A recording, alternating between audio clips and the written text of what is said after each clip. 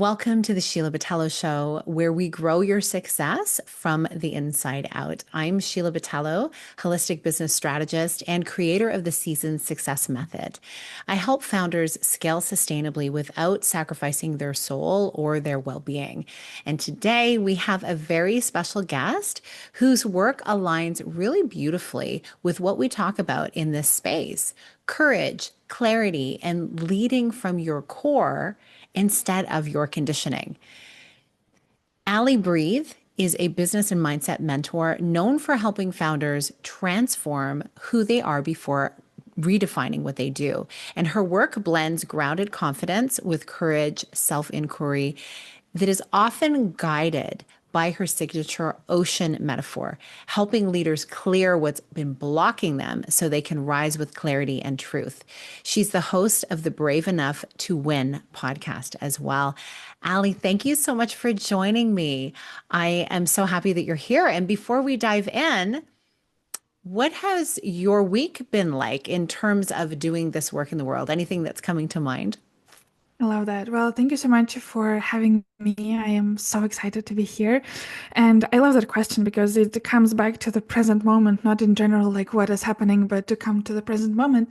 And I have some exciting things that I'm working on right now. And one of them is the breakthrough room, where you mentioned about the metaphor of the ocean. And what I love to, like, how I like to usually explain what do I do is I envision a founder that is in front of me as an ocean.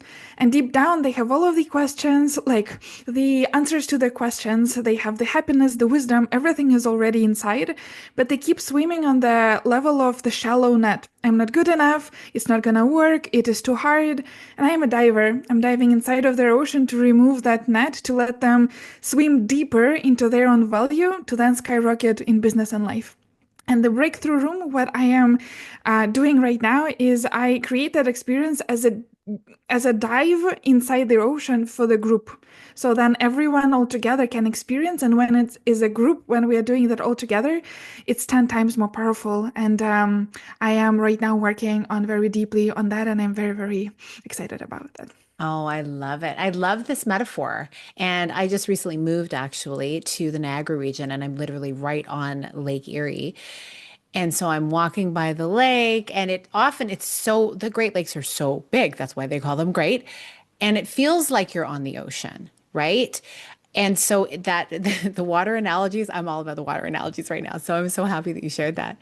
Now, your work really centers on transforming who we are before looking at what we do, which is so much about what I do as well.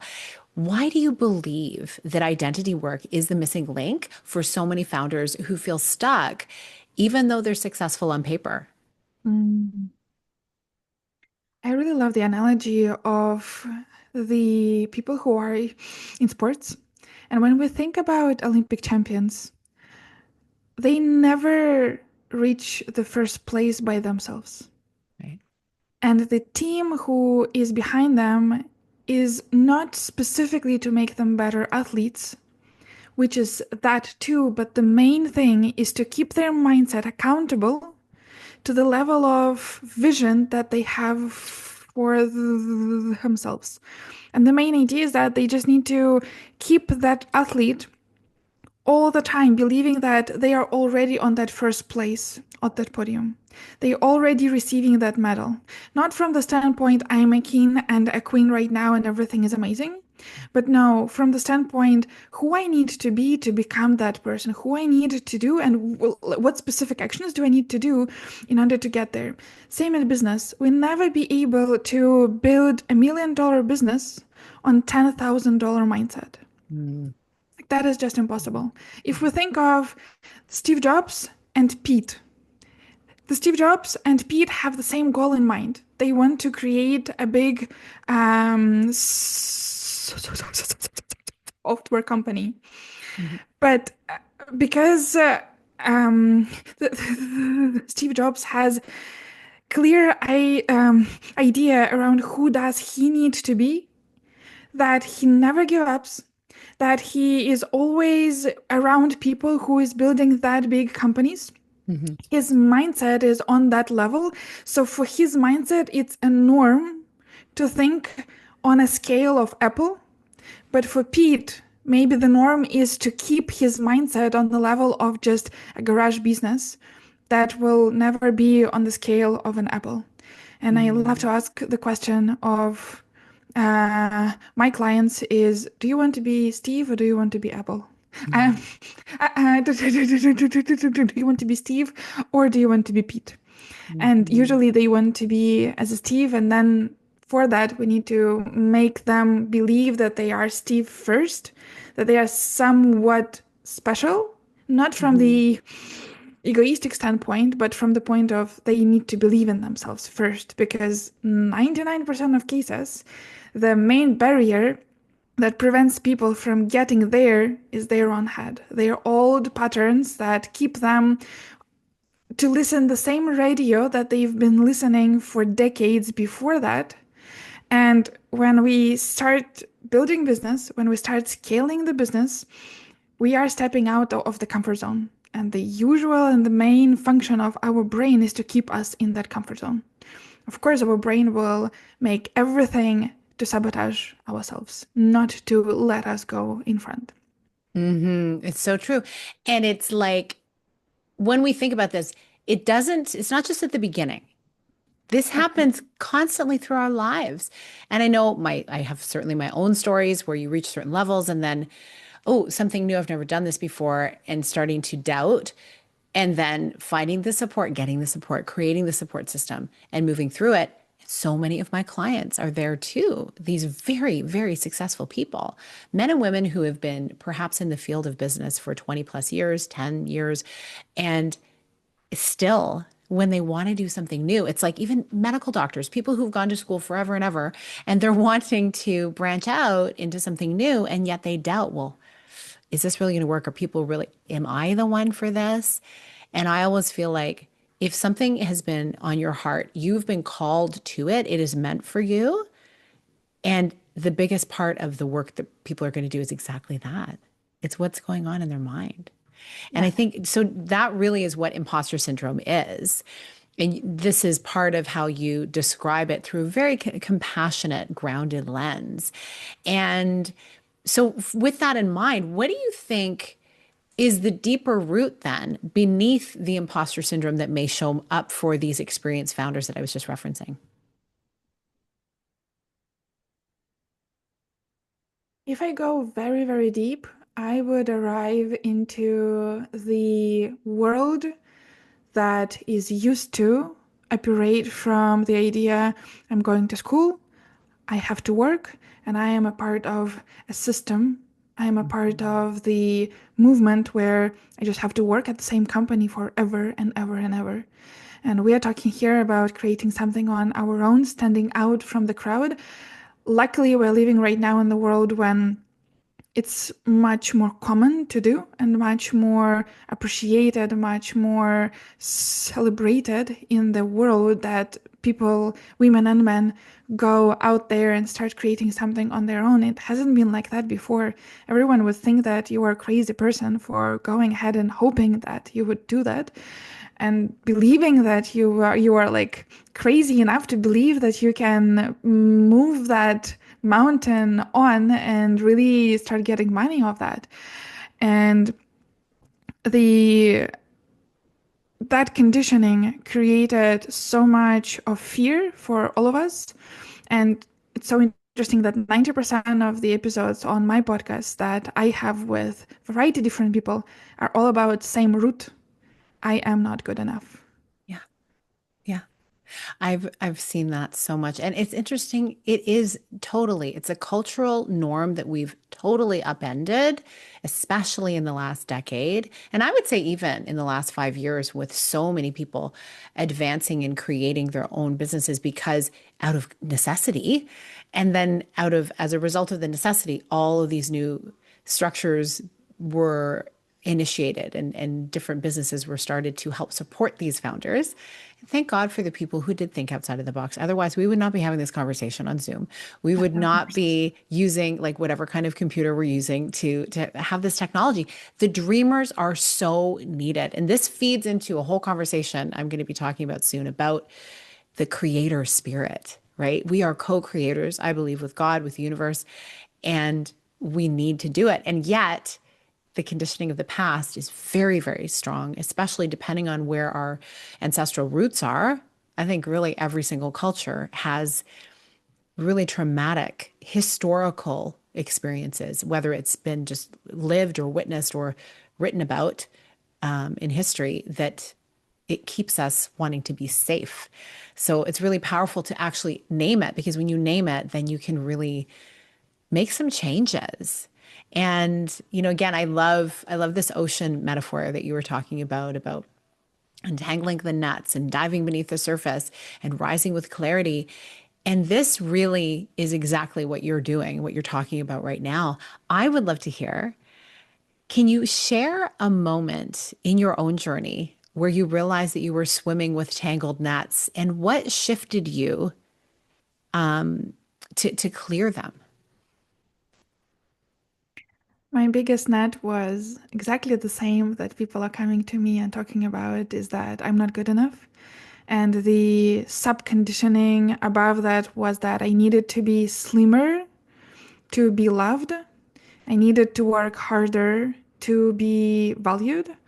And I know where that coming from, because my lovely parents are like they wanted the best for me, but the only way how they were able to articulate that was that, and that's absolutely okay. And I know that they couldn't done any other thing, but it took me quite some time to really realize that I am good enough and it is okay right now. And it's been a thing that honestly, like some parts of that net are still in my ocean. Mhm. And I am diving in my ocean almost every single day with journaling, with asking myself coaching questions, with my coach, with my therapist, with my all of the mentors that I have in my life. And I don't believe that that net would ever go away.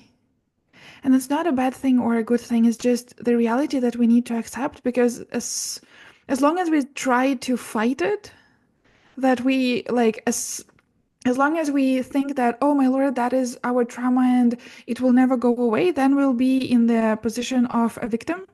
Then would be the position of something is wrong with me inside. And that is just deepening that trauma and that thing that is stopping us to move forward. But on the other side, when I realized that that is part of me, that is part of my ocean, and I'm okay Mhm. with that. I'm okay with seeing that net or parts of that net every single day and knowing that, hi, my friend, I Mm. saw you already many times. I know that you are there. And let me show you what is another pathway. Like, what will I do still despite that fact? And one of the most recent ones were I got laid off on the 29th of August this year. Mm. And I am an immigrant from Russia in Canada, and it was a moment of when I really needed to pause and ask myself, will I be able to pull this through in my own business? Will it, like, is it really the sign from the universe for me to just really step back and to trust myself that I am Mhm. enough? Trust myself and trust life that it will lead me to the right decision. And I Mhm. decided that that's a sign. And I made the decision. I made the decision that I will try no matter what. And in 4 weeks, I closed my first client. In 4 more weeks, I closed the biggest client in my business yet. And it's all in that messy middle. It's never in that perfect that I am good enough right now. I solved all my issues and right now I can build my business. We are never fully ready. I wanted to keep working in that company until the moment my income is much higher than my company, and then I can go ahead and, but life doesn't work like that. So often, life wants us to just go head down and experience that depth that life is telling you that you are ready, whether you think that you're ready or not, but life is creating that opportunity. And you can either step back and tell, no, I'm not ready. I'm too afraid. I'm not good enough. And I will keep finding the job no matter what, even though the job market is not great. But I'm like, let me bet on myself right now. And it was worth every single tear, every single inch of my fear ever since. Mm. Oh, yes. Oh, yes. I love hearing stories like this. And truly, it's not for everyone being an entrepreneur. Like, it's truly not. But obviously, you know that it is because you knew you wanted to bet on yourself in this regard. And like, we need everyone. We need corporate people. We need entrepreneurs. We need the creators. We need the, philanthropic people. We need all of it. And we can all be pieces of those things as well. But there's something about stepping forward into with faith and some trembling into the vision that you have for yourself or that's landed for you, that's been maybe divinely downloaded to you. And then you never know until you take your first step. And I'm so curious when you did you find the moment you actually said you made that commitment and then you took the step that you noticed all of these other little things starting to open up for you? What happened in the first few weeks, I was operating from the fear of I won't have enough money. Mhm. And from that fear, I signed up to help another founder with sales, which was just commission based. But it was like my inner self needed that some sort of safety to just Mm. rely on something and know that it's not just me who trying to do something. I have another part that I can work on and then. But weeks were coming and coming and going, and I'm like, I am procrastinating to start that project again and again. And I'm like, I gotta say no. So my first client came during that period where I still was helping that person. But as soon as I said no, 3 days passed and I closed my biggest client. And it's again like, I love the book of Matthew McConaughey of the green Mm. lights. Yeah, And I'm yeah. like, that's the green light. That's the green light that I was waiting for. And like, you said no to the thing that is not aligned with you. And you got the thing that you were dreaming about for so long right now. Go ahead and trust yourself and trust life that every single thing will uncovering from now on. And also another sphere of my life come up. I am a dancer and I am a teacher and I am dancing a lot. And as soon as I realized, what if I can create something there too? Because previously I had a thought that there is no money in dancing. But then I started creating it. People started coming with big eyes and with big want to really learn from me as much as I can give them. And in less than a month, I got income from my dancing to cover the cost of my rent. Wow. I'm I love like, that. so there are money in the dancing as well, but not even in the dancing or in mentoring and coaching, but there are money and there are possibilities in something that you truly believe in Mm. something that you meant to be or called to do because you know deep inside that answer. But so Mm. often we're just afraid to admit for ourselves that that's it. Oh, it's so good. It's so good. I love this. And so on this show, and in my world and my work, we talk a lot about expansion. But I really believe that expansion without self-connection often leads to burnout. And so it looks like that is a big part of what you do as well as really with helping people take these deep dives. You're able to help them really uncover the inner workings. So it starts with them, like you mentioned.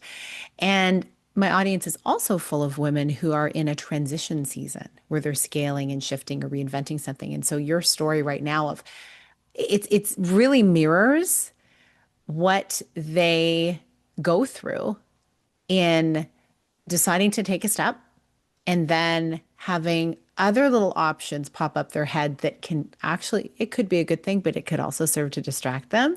So I love that you shared about that because I feel like often when we're starting something new, we can start moving into a season of uncertainty because we've never done it before.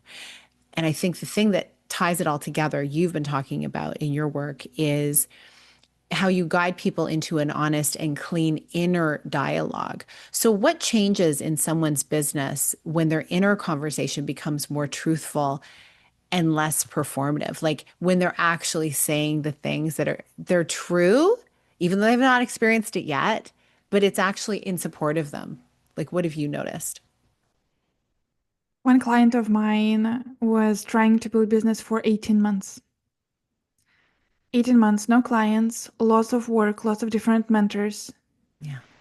2 weeks working with me, she closed a client.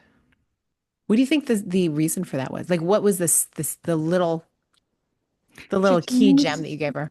she changed who she was. She changed how she operated with people. Mm, Before, she was operating from fear. I need money, I need that client. With me, we started operating, I want to transform their life. I want mm, to help them. And if they see the impact, then we would work together. If not, that's absolutely okay.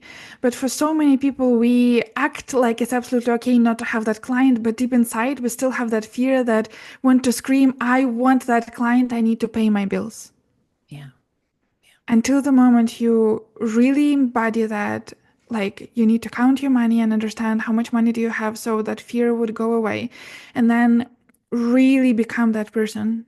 It doesn't happen in just 1 hour. You need to become that person Mhm. who is absolutely okay with letting that client, that potential client go because they don't feel that you are aligned or you don't feel that they're aligned.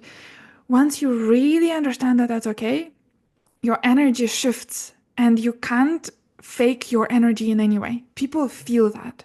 Yeah. Whether you are saying one word or the other words, they feel the energy and they feel the frequency on which you are just behaving and just talking and just being in that space with them.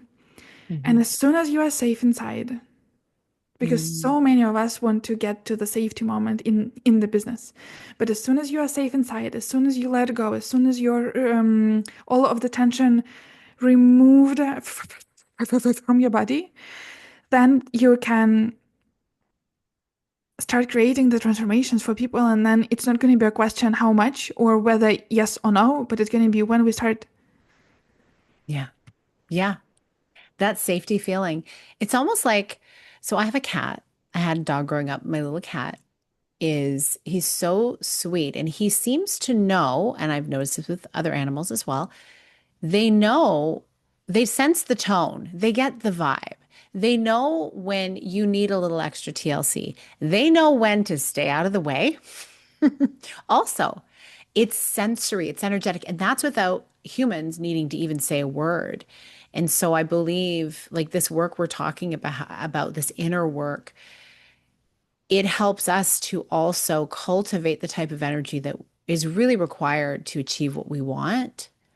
But it does take a lot of deprogramming of the old way of doing things because I think the old way, the traditional way in business, is just only it's a head trip. It's only your mind. It's only the strategy, and it's hey, it's on paper. Paper, you go A to B to C, and then this is what you get as your response, as your outcome. But we know it's not, success isn't a straight line. There's so much that goes into it. And usually it is like, yes, outside forces sometimes, but like it's what's happening inside of ourselves. So that is so beautiful that you have been able to help your clients in this way. So if you could whisper one sentence into the ear of every founder who feels that they're on the brink of their next level, what would you say to them? It's so hard to get into one sentence. Just What is whatever the comes to meaning? mind. You are enough. I believe in you. You got this. Ah, simple and so good. We can never hear that enough, Aly. Oh, Aly, thank you for this beautiful conversation. I know our listeners are going to feel this one deeply. It's something that we all can relate to at some point in our journey. So tell me, where can people find and follow you online? Absolutely. The best way is to go on LinkedIn and just type Ali Breathe and find me there. And if you want to experience the breakthrough room that I was talking about in the beginning, I am doing that every month. So if anyone wants to join, it's free just to experience that vibration and that frequency. Just DM the breakthrough and I will DM you just the details about when is the next one. Oh, wonderful. Thank you so much for being here. And everyone who is listening, if today's conversation stirred something in you and you're ready to reconnect to your truth and map out what your next season of growth actually looks like, please go check out the show notes. And in there, you'll, in addition to seeing where you can find and follow Aly, you'll also find the vision map. This is my guided clarity tool. And it is the perfect place to begin for you to be able to know what is your next aligned step. Thank you so much for being here, and I will see you on the next episode.